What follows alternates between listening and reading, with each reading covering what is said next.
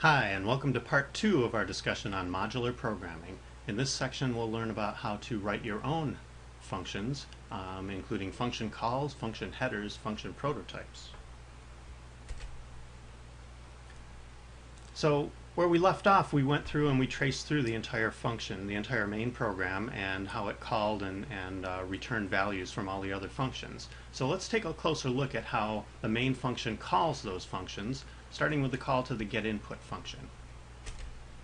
Okay, notice that that function call is an assignment statement. So it's called by using an assignment statement, and an assignment statement works by evaluating the right-hand side and assigning the result to the variable on the left. So an assignment statement is pretty much like a calculation. Okay, in this case, evaluating the right-hand side gave us a value of 42. And we don't really have to worry about how that number gets back to main. Let's just say it returns a value of 42. Okay, so here's the beginning of the function. Okay, in CTalk we call this a function header because it goes at the head of the function.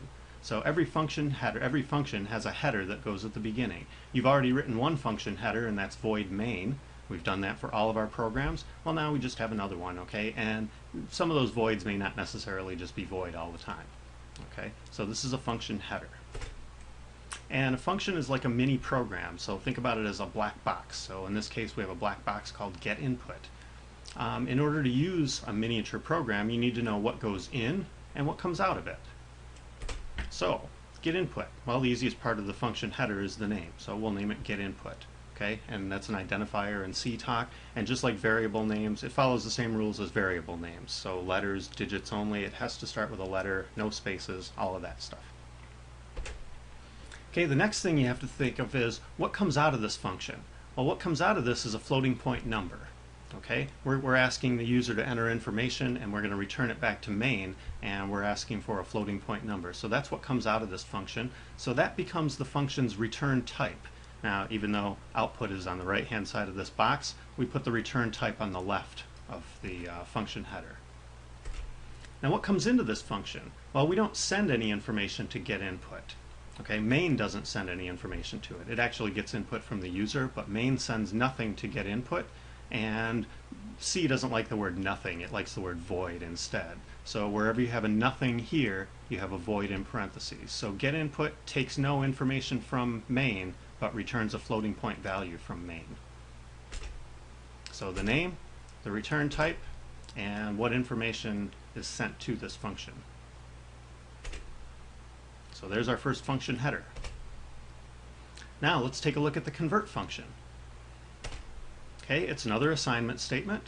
So evaluates the right-hand side, assigns the result to the variable on the left.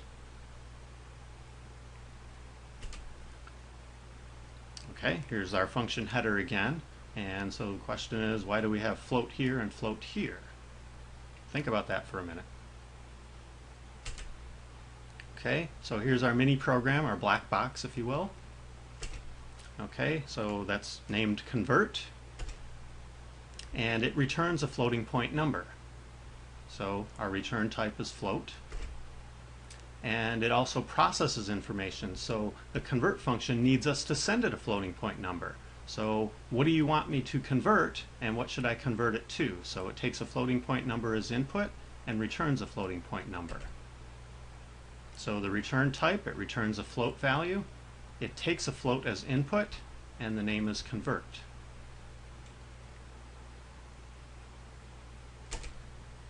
So there's another function header. Now let's see how the main function calls the display function. Okay, we knew that the other ones were were called with an assignment statement because the functions returned information to main. The display function doesn't return anything back to main, so we don't have to assign anything. So we can call this function just by specifying its name and giving it an argument, or the information that it needs in order to do its job.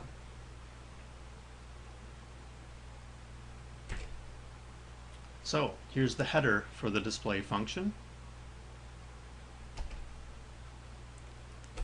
So the easiest part is naming it, so we name it display.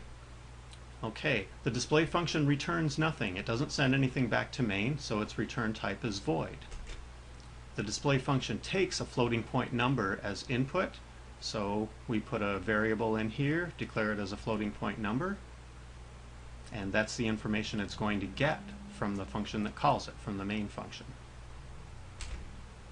So there's our third function header.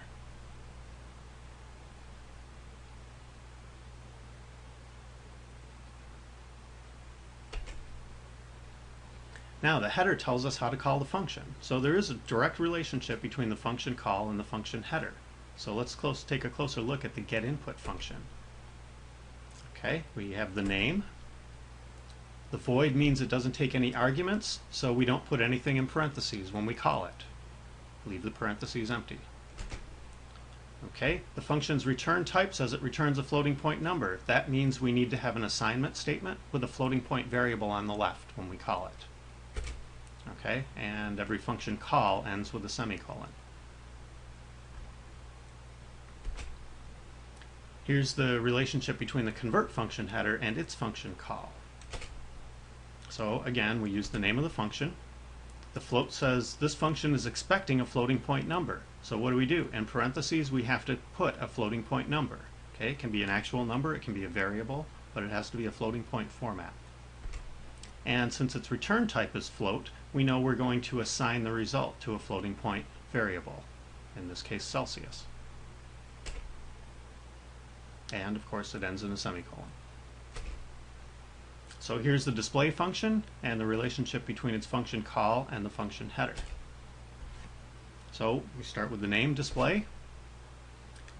Display needs a floating point number, so we're going to send it a floating point number. That means what's the thing you want displayed. So in this case we're going to send it Celsius, so that's what goes in parentheses. And because the return type is void, we don't have anything to the left here. No assignment statement, no variable to the left. And a semicolon ends the statement. Now, just as when we used variables we had to declare them, we also have to declare functions before we can use them. And we declare a function by using a function prototype. Function prototypes always appear before main, so here are your function prototypes. And the cool thing about a function prototype is, once you've written the function header, that's exactly the same as the function prototype. The only difference is the prototype ends in a semicolon.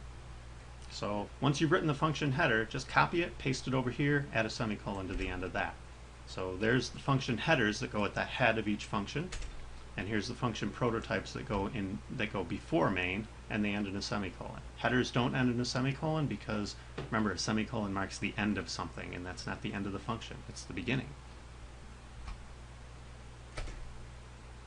So other than the semicolon, the function header and the function prototype looks exactly the same.